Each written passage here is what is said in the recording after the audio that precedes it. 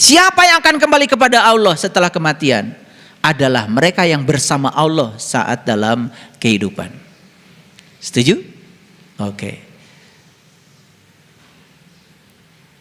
Apakah sekarang kita bersama dengan Allah? Bersama Allah. Cuman seperti minyak dalam air.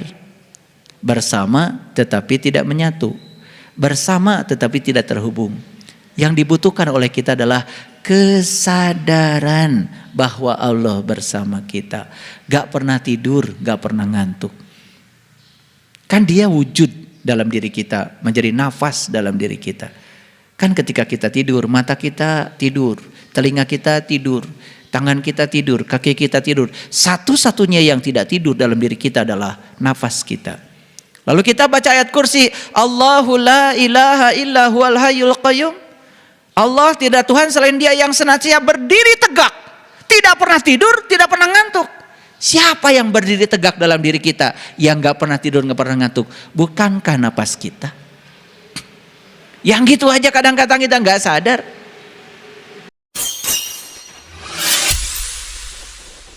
Sesungguhnya awal agama itu adalah makrifatullah, mengenal Allah. Inilah ya, kita harus belajar membangun keseimbangan. Pintar penting. Sekolah setinggi-tinggi penting. Tapi ada satu pesan saya, satu lagi. Kalau pintar itu berarti kita udah tajam banget secara analitik otak kita. Hati-hati ketika otak sudah analitiknya tajam, tidak ada sarungnya. Bahaya. Makanya disitulah pentingnya kita belajar spiritual. Maaf ya, saya tidak ngomong agama, saya ngomong spiritual.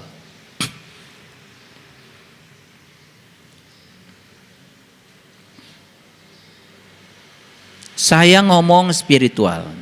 Kenapa? Bagi saya, nilai seseorang tidak bisa ditentukan oleh keyakinan yang dia anut. Tapi nilai seseorang ditentukan oleh kualitas orang itu, apapun keyakinannya. Maaf, bagi saya. Makanya yang bagus itu, ada seorang tokoh dunia pemenang hadiah Nobel ketika ditanya, menurut Anda apa agama yang paling baik?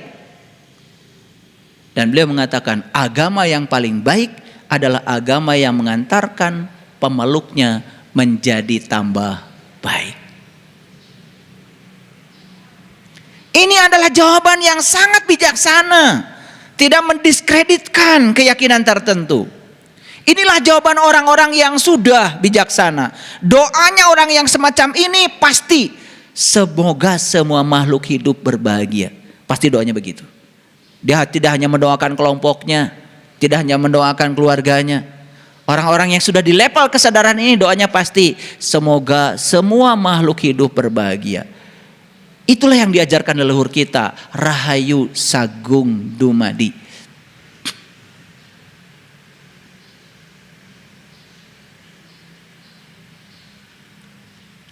Itu bedanya orang yang sadar dengan orang yang tidak sadar. Jadi anak-anak kita ini harus dididik supaya dia mengalami keseimbangan dua. Keseimbangan intelektual, logika, dengan keseimbangan spiritual, rasa. Makanya orang tua kita bilang, hati-hati. Keren gak orang tua kita kalau bicara? Ini soal peradaban, ini soal kecerdasan. Ngomong tuh gak sembarangan. Hati-hati. Cuman kita kan nggak pernah menyelidiki sisi etimologi dari semua kata-kata yang kita ucapkan, betul nggak? Kita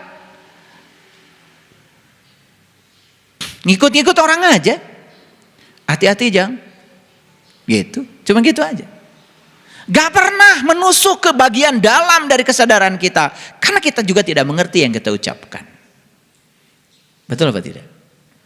Oke. Baik, saya simpulkan dulu sebelum saya lanjutkan. Innalillahi wa inna ilaihi raji'un. Artinya apa? Sesungguhnya kita berasal dari Allah dan akan dikembalikan kepada apa yang kita pertuhankan. Kalau kita menuhankan Allah, baliknya pasti kepada Allah. Siapa yang akan kembali kepada Allah setelah kematian? Adalah mereka yang bersama Allah saat dalam kehidupan. Setuju? Oke. Apakah sekarang kita bersama dengan Allah? Bersama Allah. Cuman seperti minyak dalam air. Bersama tetapi tidak menyatu. Bersama tetapi tidak terhubung.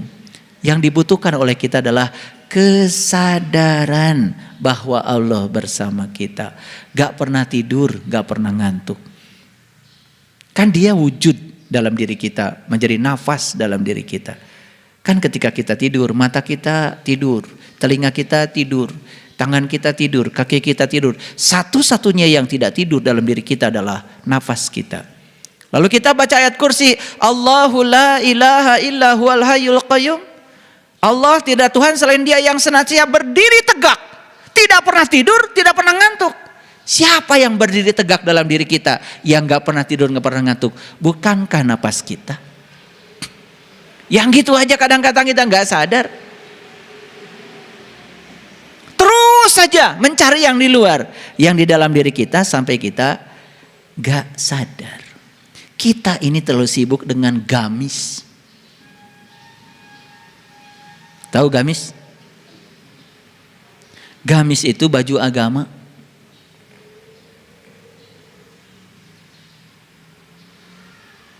Makanya hampir semua orang beragama, mohon maaf, kan bisa dilihat dari identitasnya, dari gamisnya. Betul nggak? Iya. Kalau pakai koko, baju takwa, udah bisa dipastikan siapa. Dari musola mana? Ibu-ibu, rapi, syar'i, sudah bisa dipastikan dari kelompok mana. Betul? Nah, kenapa leluhur kita menciptakan satu istilah namanya gamis? Gamis itu baju agama. Baju itu penting loh. Tetapi baju itu kan sebetulnya penting kalau ada isi bajunya. Nah, apa yang dibungkus oleh gamis? Yang dibungkus oleh gamis itu sesungguhnya adalah nilai-nilai luhur agama. Makanya kalau sudah pakai baju gamis, hati-hati dengan pikiranmu, kata-katamu dan perilakumu. Karena kamu sedang menunjukkan gamis, berarti sedang menunjukkan baju luarmu.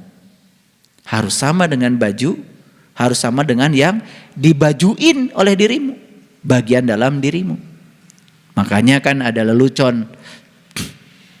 Kalau orang pidato kan pasti hadirin, hadir, out. Tahu? Hadirin berarti yang hadir tuh in. Nah, itu yang dalam. Hadir out berarti yang hadir yang luar. Karena kalau yang hadir gak ada hadirin dan hadir outnya, saya takut ngasih ceramah. Misalkan yang hadir cuma hadir out, takut saya. Berarti orang mati. Gila saya ngasih ceramah orang mati. Nah, yang hadir innya aja, dalamnya aja. Berarti yang saya kasih ceramah kan uka-uka. Nah, makanya saya panggil hadirin, hadir out. Berarti yang saya panggil tuh dua-duanya. Jisim, kuring. Jisimnya dipanggil, kuringnya dipanggil juga. Jisim abdi, tuh kan? Hebat banget sebetulnya kalau bicara bahasa tuh. Makanya bahasa melambangkan kecerdasan. Luar biasa itu ya, bahasa itu. Makanya kita kadang-kadang tidak peduli ya sama yang namanya bahasa. Nah, pertanyaannya sekarang adalah, apakah saat ini kita sudah pulang ke rumah diri kita? Pertanyaan itu. Apakah saat ini kita sudah pulang ke rumah diri kita? Karena inna lillahi wa inna ilaihi rajiun itu bukan nanti, tapi di sini saat ini sekarang. Kita harus pulang kepada Allah sekarang. Pulang kepada Allah bukan berarti mati beneran, tapi pulang kepada Allah adalah merasakan kehadirannya setiap saat, bahwa dia bersama dengan kita. Orang yang merasakan kehadiran Allah setiap saat, itu namanya sudah pulang. Itu yang saya maksud, pulang ke rumah diri, pulang ke rumah sejati kita, pulang ke jati diri kita yang sebenarnya. Oke. Mari kita buktikan sekarang.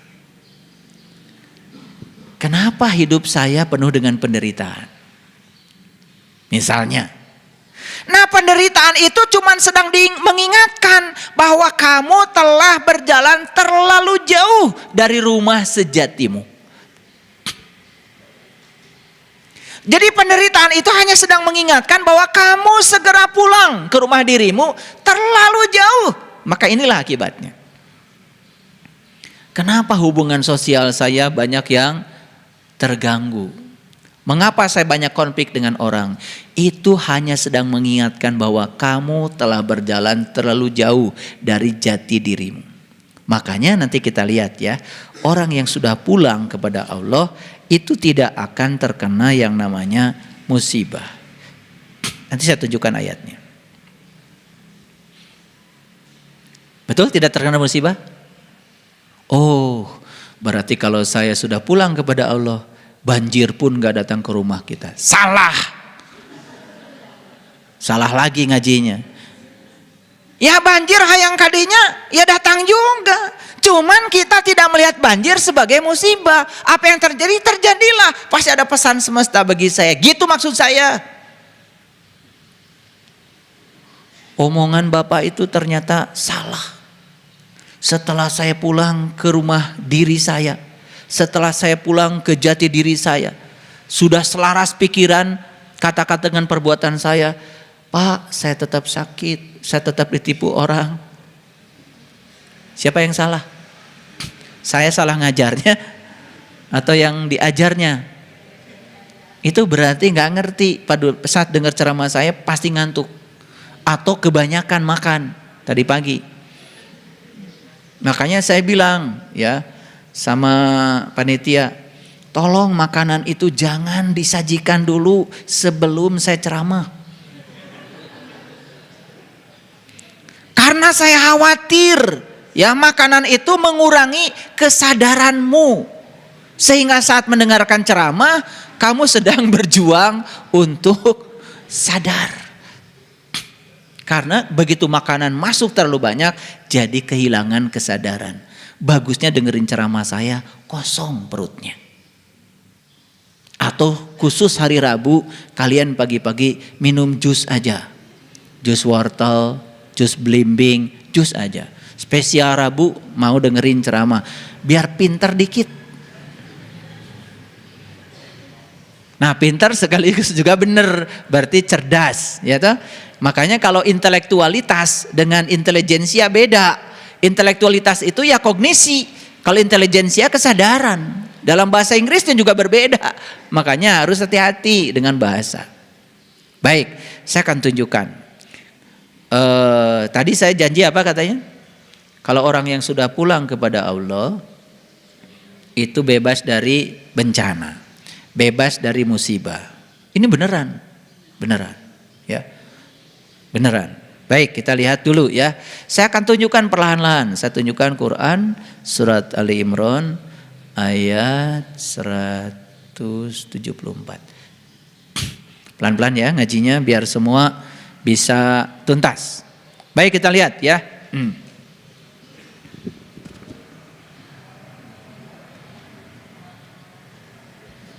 Oke. Baik kita lihat ayat berikut ini. Fangqalabu bi ni'mati minallah wa fadlim ya wa fadlil lam yamsashum su'un wa tabau ridwanallah wallahu du fadlin adim. Maka mereka kembali dengan nikmat dan karunia dari Allah, mereka tidak akan mendapatkan bencana apa-apa.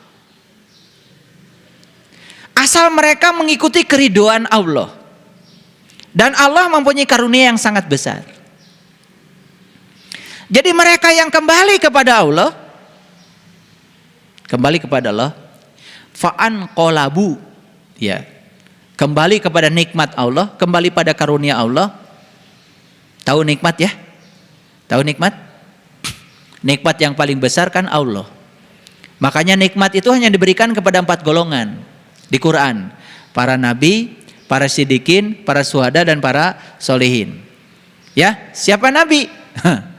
Nabi itu orang yang dapat ilmu, tetapi baru untuk dirinya sendiri. Ilmu apa? Tentu saja ilmu untuk meniti ke dalam diri agar tahu jati diri. Itu nabi.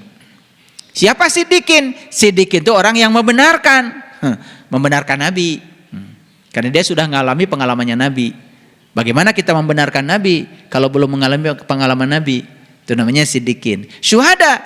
Nah, syuhada itu orang yang menyaksikan. Menyaksikan siapa? Menyaksikan apa yang disaksikan nabi. Gitu.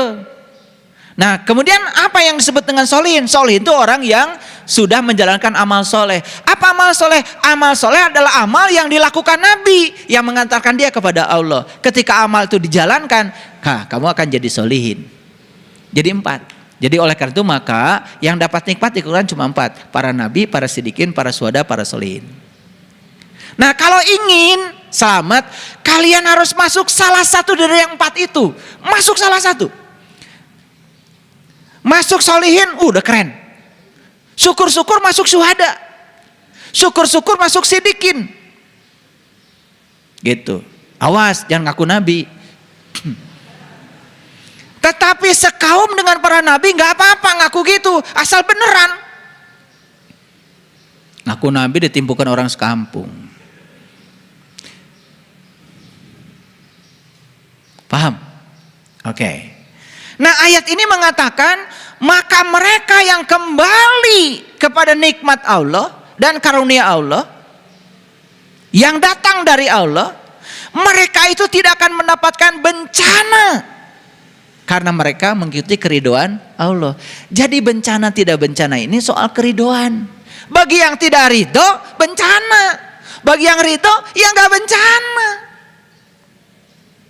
Makanya orang yang bersama Allah tiap hari tidak ada musibah. Nah, ada lagi yang konyol nih, yang suka ngajinya janjikan yang macam-macam itu. Yang suka janjiin pahala.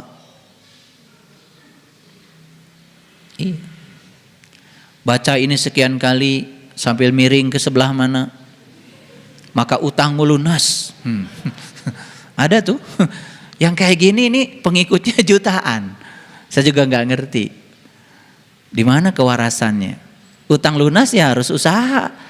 Punya duit untuk bayar utang. Baca ini, baca itu bisa utang lunas, gimana caranya? Ya? Gitu. Makanya kan kalian udah dikasih tahu oleh saya gimana caranya mindahin uang dari rekening orang ke rekening kita. Udah tahu kan? Iya.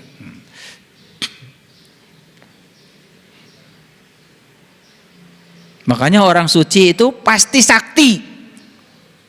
Tapi orang sakti belum tentu suci. Kalian jadi orang sakti, suci aja. Karena saya yakin setiap orang suci pasti sakti. Orang sakti belum tentu suci. Apa yang harus kalian sucikan? Sucikan jiwamu.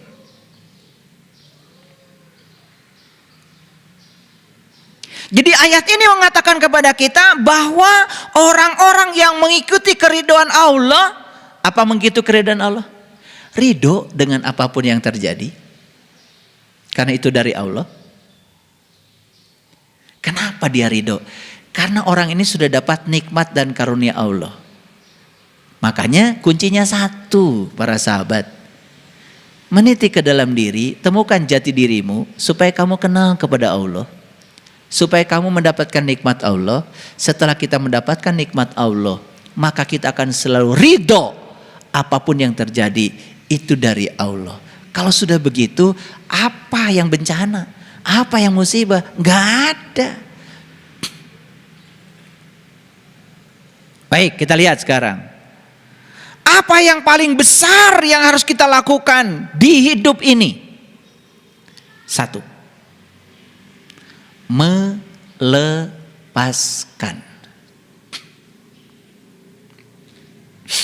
Apa?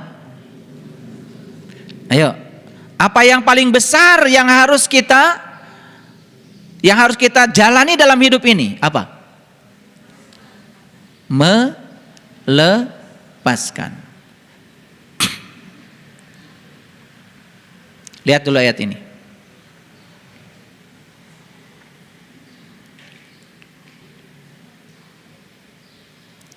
Di ayat ini ada kata-kata yang indah seperti ini.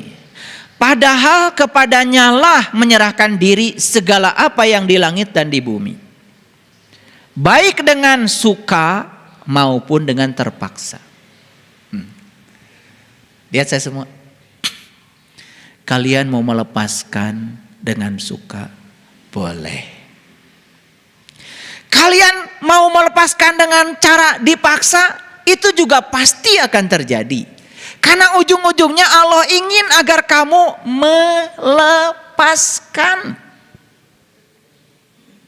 Tapi selama ini begitu kita dipaksa untuk melepaskan, kita ini selalu saja bertahan. Itu yang bikin kita sakit.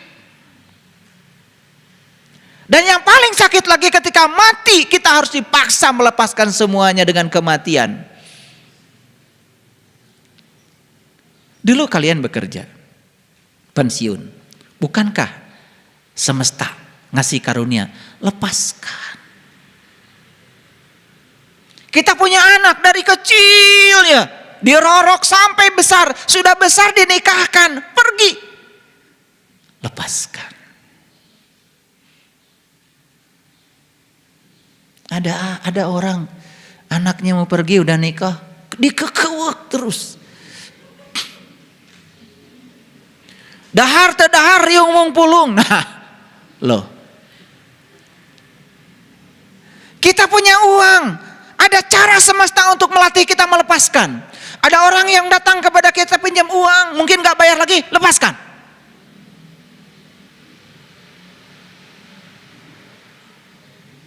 Semua yang terjadi dalam kehidupan kita ini sebenarnya satu kata, latihan melepaskan. Maka di Quran dikatakan, la tamutunna illa wa antum muslimun, janganlah kau mati kecuali kamu sudah melepaskan. Lihat saya semuanya. Muslim itu orang yang sudah damai, dan damai itu kuncinya cuma satu, melepaskan. Ada yang datang kepada saya, ayah, saya baru tinggal suami sebulan yang lalu. Terus masalahnya apa? Supaya saya bersimpati, luar biasa ibu, kasihan ya suaminya mati, gitu. Datang ke saya nggak kayak gitu. Saya bilang, lepaskan. Saya tanya masalah Anda apa? Sekarang saya sedih itu karena kamu nggak melepaskan. Diikat terus, itu dipanggil oleh Allah, sudah mencapai puncaknya kehidupan. Dipanggil sama yang punyanya. Kenapa kamu yang sewot?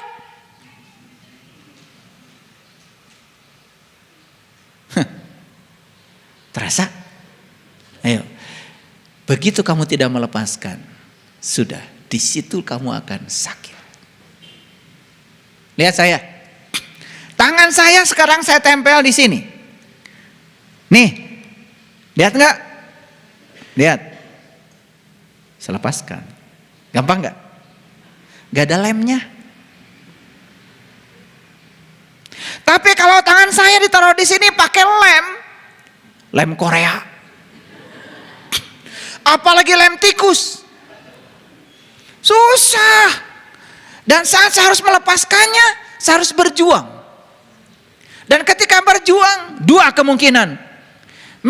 Kursi ini terangkat oleh tangan saya, atau tangan saya ke bawah kursi. Ujungnya kulit saya akan melepus. Kenapa? Begitu ikatan terlalu kuat, siapa yang menang, siapa yang kalah. Ujung-ujungnya harus dilepaskan.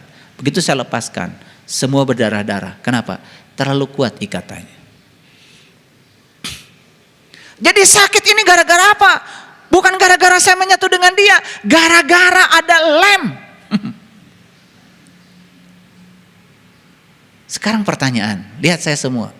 Ada yang dulu pernah punya rumah banyak, sekarang tidak punya lagi? Mungkin ada. Ada dulu yang pernah punya tabungan banyak, sekarang tinggal sedikit? Nah, dari wajahnya kelihatan nih, ngangguknya. Saya tahu yang tabungannya sedikit, saya tahu. Ngangguknya cepat, ya.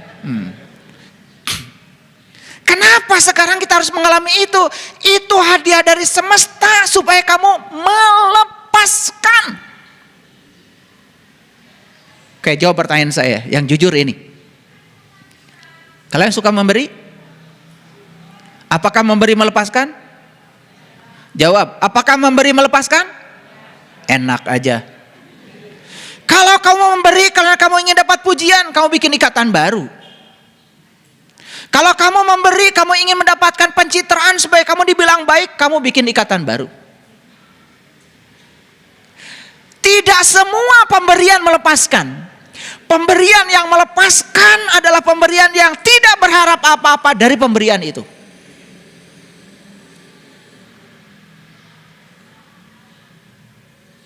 Kalian mau ngasih sama saya sebagai guru hadiah.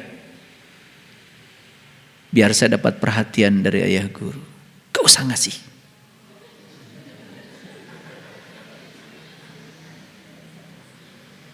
Gak usah. Setiap ada keinginan di setiap pemberian, sebetulnya kamu bukan sedang melepaskan. Justru kamu sedang membuat ikatan-ikatan baru. Dan kamu akan sakit hati ketika yang kamu ingin tidak kamu dapat. Jangan berpikir setiap pemberian itu melepaskan. Perlu saya kasih tahu ini. Karena kita ini sampai hari ini kalau mau memberi sesuatu selalu saja ada harapan. Saya memberi ke masjid, semoga Allah malaikan 700 kali, itu bukan melepaskan. Dan untuk memberi pun kalian harus diiming-imingi. Saya sebenarnya malas nyampaikan ayat itu di BSI Peduli. Tapi gak apa-apa. Daripada gak disampaikan, saya takut belum sadar. Ya masih mending saya tidak ngiming-ngiming pahala bagi kalian. Siapa yang nyumbang dapat pahala? Enggak. Saya cuma bilang di situ, kata Allah dalam Quran, siapa yang memberikan kebajikan maka akan dikalikan 700 kali, gitu aja. Sebetulnya saya enak nulis itu. Enak. Saya sebenarnya pengen ngapus itu, tapi kalau saya nggak ngapus nggak ada juga yang nyumbang di BSI Peduli. Jadi terpaksa sementara ini saya tulis dan besok-besok saya akan hapus. Kalau kesadaranmu sudah tinggi. Ngerti maksud saya? Lihat saya semuanya. Lihat saya semuanya. Saat kita mati nanti, yang akan menyiksa kita saat kita mati adalah kemelekatan yang dalam. Karena kita hari ini tidak bisa melepaskan. Susah, hitungannya matematis sekali di sini di otak ini. Aduh, luar biasa. Hayang nyiwit saya teh. Anu kitu teh. Mendekat menjadi ciwit. Ya. Itu sudah hidup bertahun-tahun. Sama Allah dilatih melepaskan. Dulu kamu punya teman, sekarang gak berteman lagi. Lepaskan. Dulu kamu bersatu, sekarang harus bercerai, lepaskan. Kamu bersuami istri, kemudian istrimu meninggal atau suami meninggal, lepaskan. Banyak latihan melepaskan dari semesta, tapi kamu malah justru membangun kemelekatan. Pertanyaan yang dasar. Ada yang nanya sama saya, ayah, apa boleh saya mencari rezeki yang sebanyak? Cari sebanyak-banyaknya, segera lepaskan. Jangan terlalu fokus mengumpulkan, hati-hati. Jangan terlalu fokus mengumpulkan, karena semakin asik mengumpulkan, kamu akan lupa melepaskan. Makanya saya bikin BSI Peduli itu, ini buat latihan supaya matinya gak sakit. Jadi kalau ada yang mati sakit, salah. Karena gak ngasih sumbangan ke BSI Peduli.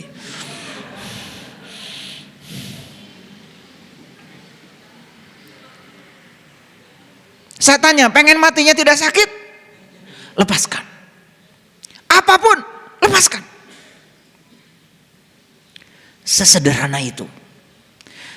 Tetapi melepaskan itu memang tidak mudah. Bagi orang yang membangun kemelekatannya terlalu dalam. Tidak mudah.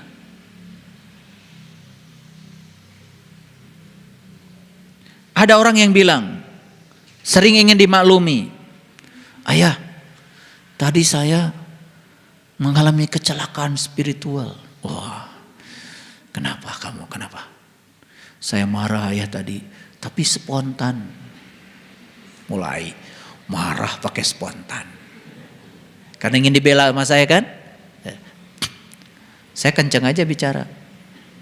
Gak ada marah spontan. Marah itu akumulasi.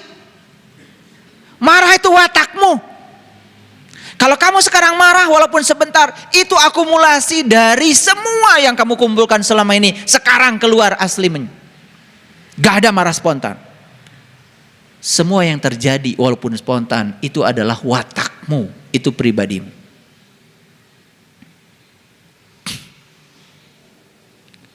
Ada yang minta suaminya, minta maaf sama istrinya, maaf ya sayang. Tadi ayah marah, tapi spontan. Enggak itu. Itu sudah terprogram itu, ya. Terprogram dalam dirimu. Gak ada yang spontan. Itu adalah watakmu. Itu asli dirimu. Maaf ya. Udahlah. Berkasih sayang aja dengan semuanya. Dengan semua makhluk. Dengan pohon berkasih sayang. Pohon juga ngasih buah luar biasa. Dengan manusia berkasih sayang. Pasti kalau kita menanam cinta, dianya cinta. Maaf ya. Dengan pasangan kita di rumah berkasih sayang. Jangan sekali-kali kita mengeluarkan kata-kata yang menodai hatinya. Karena apa? Kata yang menodai itu susah nariknya lagi. Satu-satunya guru saya yang masih hidup sering berpesan kepada saya, jangan sampai telontar kata yang menyakitkan orang, nariknya susah. Itu nariknya lagi susah, gimana coba nariknya? Kalau sudah jadi sakit sudah berbekas. Kalau sudah berbekas itu sudah ternoda, kita sudah menyimpan energi di semesta ini. Namanya energi kemarahan. Gak usah. Tahan untuk tidak menyampaikan kata-kata. Maaf ya. Saya juga kadang-kadang suka ada keselnya. Tapi saya jaga untuk tidak menyampaikan, terutama kata-kata. Saya pikir ulang-ulang. Apakah kalau saya mengatakan ini kemudian akan melukai? Kalau melukai susah nariknya. Itu akan menjadi karma yang tersimpan di semesta ini. Udahlah. Ya. Mengalah saja. Mengalah saja. Tidak usah terjebak dalam situasi-situasi yang semacam itu. Ayo ulangi lagi. Jadi orang-orang yang sudah kembali kepada Allah, kembali pada nikmat Allah, kembali kepada karunia Allah, kembali kepada keridhaan Allah, hidupnya bersama Allah, matinya bersama Allah, tidak ada bencana, tidak ada musibah. Paham ya? Nah, awas. Memahaminya harus hati-hati ya. Udah ngaji di sini malah keserempet sepeda motor. Baru aja ngaji. Keserempet sepeda motor mau disebut musibah atau tidak, terserah kamu. Bagi orang yang ridho, tidak ada musibah. Ngerti maksudnya? Mau bebas dari musibah? Ya. Mau bebas dari banjir? Bebas dari utang? Ya nggak apa-apa kalau kalian harus punya utang nyicil, nggak apa-apa. Saya juga punya mobil nyicil kok, nggak masalah. Nggak dosa kok punya utang, yang penting mau bayar utang. Yang dosa itu yang suka pinjam-pinjam tapi nggak bayar. Kadang-kadang jadi kebiasaan, pinjam terus, bayarnya lupa.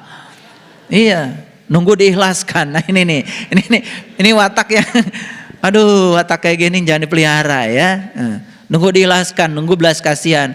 Harus konsekuen. Kalau pinjam, kamu bayar. Kalau janji hari anu mau bayar ya bayar. Ini masalah watak. Ya, sehingga kamu menjadi tidak dipercaya lagi sama orang lain. Ya.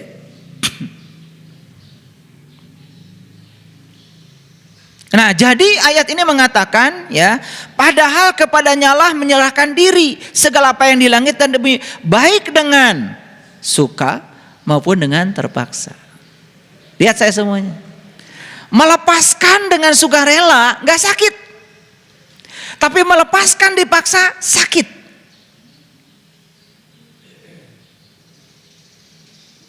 Nah, pertanyaannya sekarang, hayang dipaksa wae. Melepaskannya itu harus dipaksa oleh semesta, harus dipaksa oleh Allah gitu. Sakit. Dipaksa sama siapapun, tetap kalau dipaksa itu akibatnya sakit.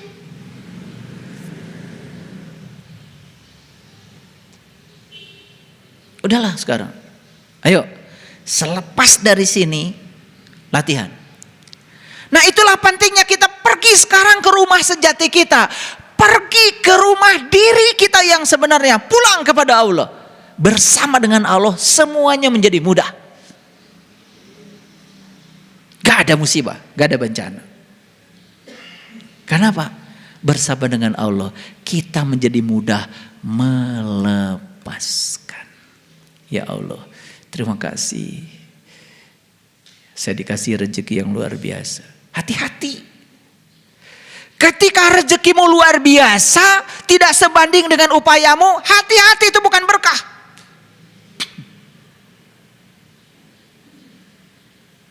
Ada yang licik, ya.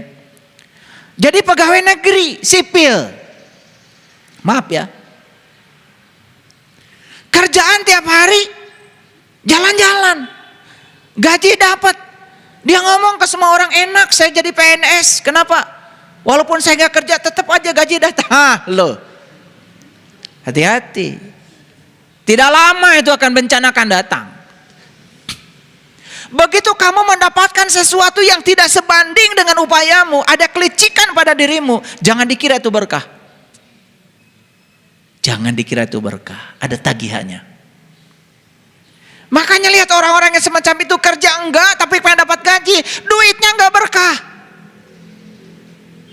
Anaknya sakit, istrinya sakit, dikit-dikit ke rumah sakit, ya. Kadang-kadang duitnya ditipu orang, itu karena gitu. Awas, hati-hati ya. Belajar spiritual itu harus ada kesebandingan. Kamu pinter, ngomong berapa menit kamu dihargai orang. Kalau itu sebanding dengan kepintaranmu, kamu dapat berkah, itu bagus. Tapi kalau sudah mulai licik membohongi orang, kamu dapatkan penghasilan sebanyak-banyaknya, itu juga akan berakhir dengan penderitaan. Kan pernah dengar ada investasi bodong? Investasi bodong itu kan sebenarnya tipu-tipuan dengan berkedok investasi yang ujung-ujungnya kan nyedot duit orang. Dia mencari rezeki dengan cara yang tidak sebanding dengan upaya dia. Dia kira itu bagus. Nih anak-anak saya, kalian cari rezeki yang sebanding dengan kompetensimu, yang sebanding dengan upayamu, yang sebanding dengan keahlianmu. Itu yang berkah. Rezekinya gak apa-apa banyak juga. Yang penting halal. Nanti tubuh kita jadi sehat, pikiran kita jadi sehat, batin kita suci, tidak ternoda. Karena tidak ada yang bukan hak kita raih dengan cara-cara yang licik. Ngerti maksud saya? Nah ini kadang-kadang, mohon maaf ya, banyak sekali kan orang yang mencari rezeki dengan cara-cara yang licik. Dia pikir hasilnya banyak yang tidak sebanding dengan upaya dia itu bagus. Tidak, ada tagihannya. Nah kalian-kalian nih yang kerja, hari ini dapat, itu bagus. Bagus. Siapa tahu itu membawa berkah. Bapak saya anaknya 11, kerja di perkebunan teh cuman sebagai manor besar teknik, yang gajinya itu ya sebulan gak cukup. Tapi kami ya bisa sekolah semua, aneh kan? Nah, itu berkah namanya. Karena yang beliau dapat sebanding dengan yang beliau keluarkan, sebanding dengan kerja keras yang beliau lakukan. Jadi kalau kita mendapatkan keuntungan yang berlimpah, tidak sebanding dengan upaya kita, hati-hati. Periksa oleh kita, ada kelicikan kita enggak di situ? Kalau ada kelicikan, menyelinap jadi rezeki kita, itu membawa masalah dalam hidup kita. Maaf ya, mungkin duitmu itu nanti habis buat cuci darah. Makanya hidup tuh yang paling enak itu jujur. Tadi jujur apa? Jujur apa tadi? Pikiran sama, tulis pikiran sama dengan perkataan sama dengan perbuatan, gitu aja definisinya, nggak pusing-pusing.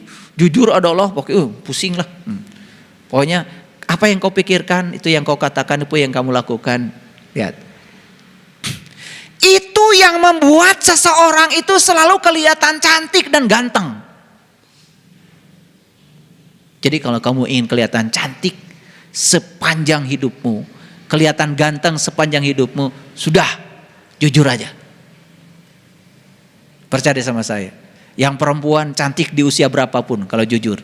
Yang laki-laki ganteng di usia berapapun kalau jujur. Percaya sama saya, cantik dan ganteng. Paham ya? Gitu. Gimana ayah? Saya kan wajahnya jelek. Jujur kamu. Insya Allah kamu tetap jelek.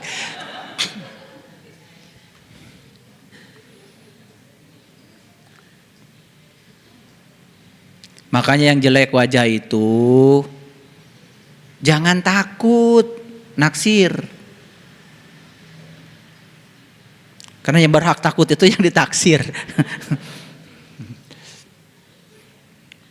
Ini pesan penting dari saya. Pokoknya kalau jujur itu pagar kita. Nah, tahu pagar? Pagar tuh? Pagar itu bukan sekedar pelindung loh. Tapi pagar itu juga bisa jadi hiasan. Coba rumah kita dikasih pagar, gak ada orang manjat. Dan pagar itu bukan sekedar pelindung, tapi juga bisa perhiasan. Apalagi pagarnya pagar hidup. Betul gak? Coba bikin pagar di depan rumah pakai pohon singkong. Kan tiap pagi ngundur singkong, betul nggak? Itu pagar. Bahkan pagar itu bisa ngasih makan sebetulnya. Kalau jujur jadi pagar kita, apa yang terjadi? Dipagerin. Maka kita akan menjadi terlindung, ganteng, betul? Karena ada pagarnya, ada sarungnya. Maaf ya. Makanya udah usaha kecil-kecilan, gak jujur lagi, ya tambah kecil. Coba, jujur deh. Jujur, apa yang kamu katakan, lakukan. Jangan suka menarik perkataan. Kalian kadang-kadang ngomong suka basa-basi, jadinya basi. Contoh begini, ayah, sebetulnya sih saya pengen ngaji. Cuman, kalau kamu nggak datang di sini, kamu tuh nggak pengen. Kalau pengen pasti ada jalan dari semesta untuk datang di sini. Ngerti maksud saya? Jangan ngomong gitulah sama saya, basa-basi itu. Sebenarnya saya pengen datang, cuman kamu itu nggak pengen datang. Kalau pengen datang itu harus ada di sini. Ke saya jangan ngomong gitulah, itu kan menghina saya. Cuman kadang-kadang saya kan harus ngelus dada aja ya. Lihat anak-anak saya model-model kayak gitu. Ya. Basa-basi basi jadinya. Jadi oleh karena itu kalau nggak mau datang, nggak usah ngomong gitu.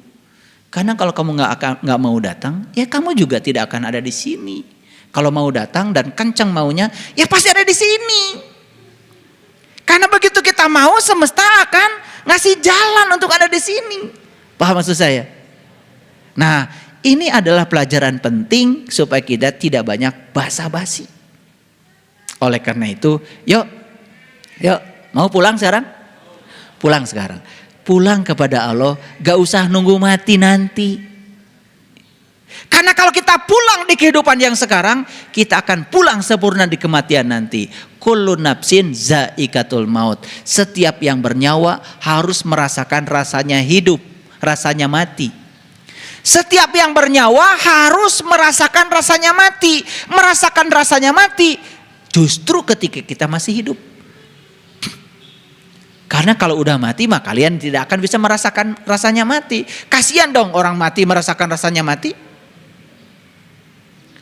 Orang mati mah gak ngerasain apa-apa, disabunin apa, mau dibakar kek, mau di apa gak masalah. Ya, mau meninggalnya di sungai, mau meninggalnya di laut gak masalah. Yang masalah kan kita. Sama-sama ke bumi kok. Betul gak? Ya sama-sama ke bumi, gak terbang ke Mars. Orang jatuh dari pesawat kan sama ke bumi. Mau dikuburkan dimanapun kembali ke bumi kan? Gak masalah sebenarnya. Yang masalah tuh kita. Karena senang memasalahkan yang bukan masalah. Riweh. Iya. Orang naik haji, mati di Mekah, telepon kerajaan Saudi, mohon jenazah kedua orang tua saya dikembalikan ke kampung halaman. Riweh atuh ongkosna. Duit keur haji ge nginjem, tamah balikna kudu mulangkeun nu modar. Buat apa?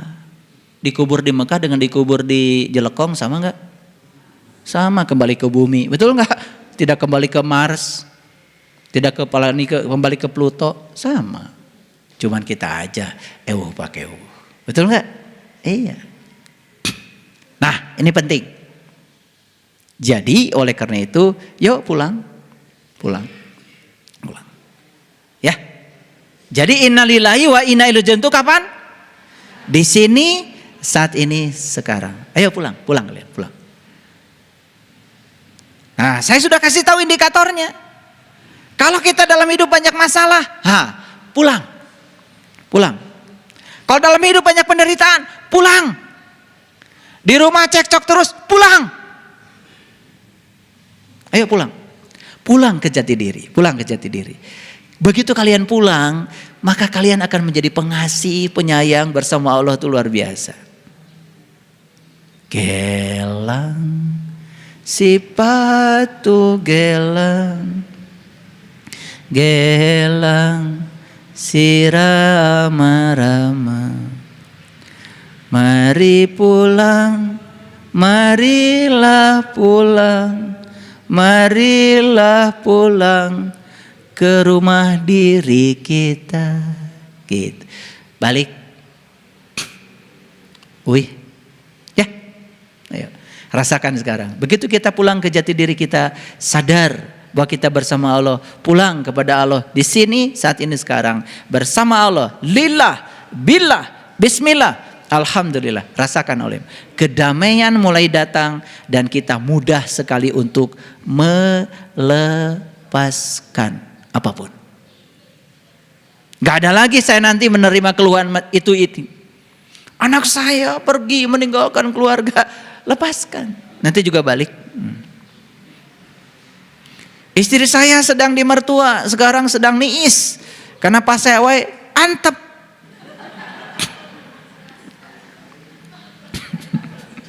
Kayak balik. Ya. Ya, iya. Makin ruwet di sini, makin ruwet di luar. Makin damai di sini, like attracts like. Begitu menciptakan kedamaian di dalam, yang damai di luar akan datang.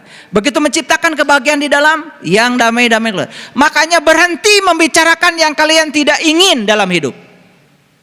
Bicarakan saja yang kalian ingin. Maka yang akan datang dalam kehidupanmu pasti yang kamu ingin. Terlalu sering membicarakan yang tidak diinginkan, hati-hati. Maaf ya, membicarakan istri, membicarakan suami yang tidak diinginkan, maka itu akan terjadi berulang-ulang dalam kehidupan kita. Tidak akan ada solusinya. Menceritakan siapapun yang tidak kita inginkan, stop mulai sekarang. Stop. Pulang. Berhenti bicara banyak-banyak. Ya, gitu saja kajian kita hari ini. Walaupun ayatnya tidak banyak, pengertiannya tidak banyak, semoga ini menjadi nutrisi bagi kekosongan diri, sehingga kita setelah ini mendapatkan nutrisi yang sebenarnya untuk menuju pada kedamaian. Semoga seluruh makhluk hidup senantiasa berbahagia. Terima kasih. Shadaqallahul adzim. Barakallahu li wa lakum. Assalamualaikum warahmatullahi wabarakatuh.